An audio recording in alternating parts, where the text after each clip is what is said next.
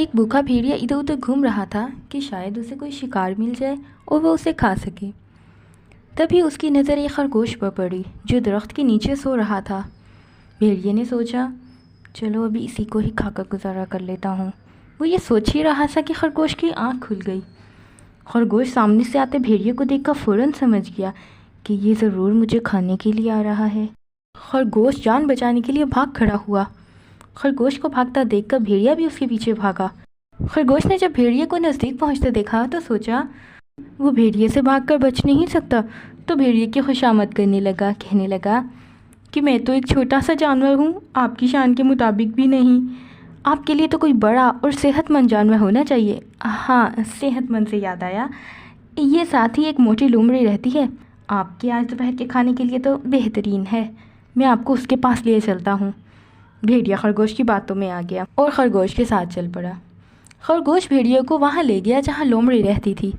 بھیڑیے کو باہر چھوڑ کر خود اندر چلا گیا اور کہنے لگا، لومڑی میری دوست، تمہاری سمجھداری کا تو دور دور تک چرچا ہے۔ ابھی ایک بزرگ تم سے ملنے آئے ہیں، اگر اجازت دو تو انہیں اندر بلا لوں۔ لومڑی کو خرگوش کی خوشامد سن کر کچھ شک ہوا۔ اس نے کہا، میرے ایسے نصیب کہاں کہ بزرگ ملنے آئے، اگر آئے ہیں تو ضرور ملوں گی، مگر دیکھو ذرا گھر کی ساری چیزیں بکھری ہوئی ہیں، انہیں ذرا سمیٹ لوں تو بلا لینا۔ خرگوش باہر بھیڑیے کو لینے چلا گیا۔ لومڑی نے بچنے کے لیے پہلے ہی گھر میں ایک گڑھا کھود رکھا تھا جس سے اس نے گھاس پھوس سے ڈھک رکھا تھا۔ گڑھے کی دوسری طرف کھڑے ہو کر اس نے خرگوش کو آواز دی تو فوراً بھیڑیا اور خرگوش اندر آ گئے، مگر جو ہی لومڑی کی طرف بڑھے تو اس گڑھے میں جا گرے۔ لومڑی تو موقع دیکھتی وہاں سے بھاگتی بنی۔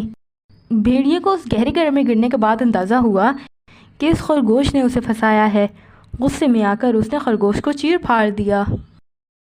پیارے بچوں، خرگوش نے اپنی جان بچانے کے لیے پلان تو بنایا، مگر لومڑی جو کہ پہلے ایک بڑا مکار جانور سمجھا جاتا ہے، تو اس پر کسی چھوٹے مکار کا بھلا کیا مکر چل سکتا ہے؟ Thanks for watching this video. You can also subscribe our channel by hitting the subscribe button below. Share this video with your family and friends.